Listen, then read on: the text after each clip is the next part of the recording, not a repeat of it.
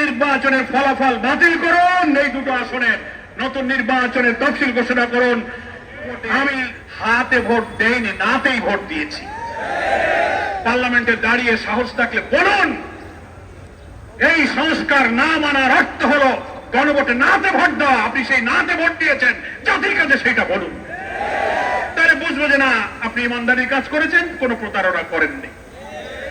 আর যদি হাতে ভোট দিয়ে এখন আবার গণভোট বাতিল করতে চান, তাহলে বুঝতে হবে এটার নামই হচ্ছে প্রতারণা, এটার নামই হচ্ছে দ্বিচারিতা। ফলে রাজনীতির এই সংকট সংসদে যেটা সমাধান হওয়ার কথা ছিল, এখনো সময় আছে, পার্লামেন্ট চলমান। গুরুত্বের কারণে আজকে শুক্রবারের দিনেও পার্লামেন্ট চলছে। আমরা অনুরোধ জানাবো, সংবিধান সংস্কার পরিষদের সদস্য হিসেবে আপনারা এই চলমান সংসদে শপথ গ্রহণ করুন। প্রধানমন্ত্রী রাষ্ট্রপতিকে অনুরোধ করুন, তিনি সংবিধান সংস্কার পরিষদ অধিবেশন আহ্বান করুন। সেখানে গণভোটের রায় অনুযায়ী পুরা জুলাই সনদের সংস্কার প্রস্তাব উত্থাপিত হোক, আইন হিসেবে অনুমোদিত হোক, আমাদের সংবিধানের তফসিল আইন হিসেবে অন্তর্ভুক্ত হোক। তাহলে এই সংকটের নিরসন হবে, সংবিধান সংস্কার পরিষদের দায়িত্ব শেষ হবে, বাকি এমপিরা পার্লামেন্টের মেম্বার হিসেবে বাকি দায়িত্ব 5 বছর পালন করবেন। সেই সুযোগ এখনো আছে। সংসদের পার্লামেন্টের রাজনীতির সব সংকট, সব বিতর্ক আমরা চাই জাতীয় সংসদে আলোচনা করে সমাধান হোক।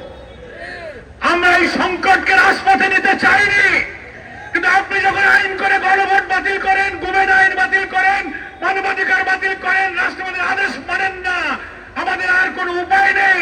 জনগণ আমাদেরকে ভোট দিয়ে 5 কোটি ভোট দিয়ে জুলাই সনদের যে রায় দিয়েছে, সেই জনগণের কাছে যাওয়া ছাড়া আমাদের কোনো পথ নাই। তাই 11 দলীয় ঐক্যের পক্ষ থেকে গতকাল 9 তারিখ থেকে 1 সপ্তাহ গণসংযোগ অভিযান, প্রচারপত্র বিলি, মহানগরীতে বিক্ষোভ, জেলায় বিক্ষোভ, জাতীয় সেমিনার, জুলাই যোদ্ধাদের সাথে মত বিনিময়, অনেক কর্মসূচি ঘোষিত হয়েছে। এরপরে আবার 11 দলের শীর্ষ নেতারা বসবেন, একের পর এক কর্মসূচি আসবে। জনগণকে দুর্বার আন্দোলনের সাথে করে গণভোটের ফলাফল কার্যকর করা ছাড়া এ জাতির সামনে কোনো পথ খোলা নেই। এখন সংকট আপনারা তৈরি করেছেন, আপনাকেই সংকটের সমাধান করতে হবে। আপনি আসুন, এখনো জাতীয় সংসদে বিরোধী দলের সাথে বসুন। জুলাই সনদের অঙ্গীকার অনুযায়ী আপনারা হাতে যদি ভোট দিয়ে থাকেন, তো হাত ভোটের যে ফলাফল, আমরা অন্য কিছু বলি না, আপনি যে হাতে ভোট দিয়েছেন যে হার ফলাফলই আপনি কার্যকর করবেন, এটাই সংকটের সমাধান হবে। আর বগুড়া শেরপুরের কেন্দ্র দখল, মারামারি, হামলা, জাল ভোট, এর সাথে যুক্তদেরকে আপনি আইনের আওতায় আনুন।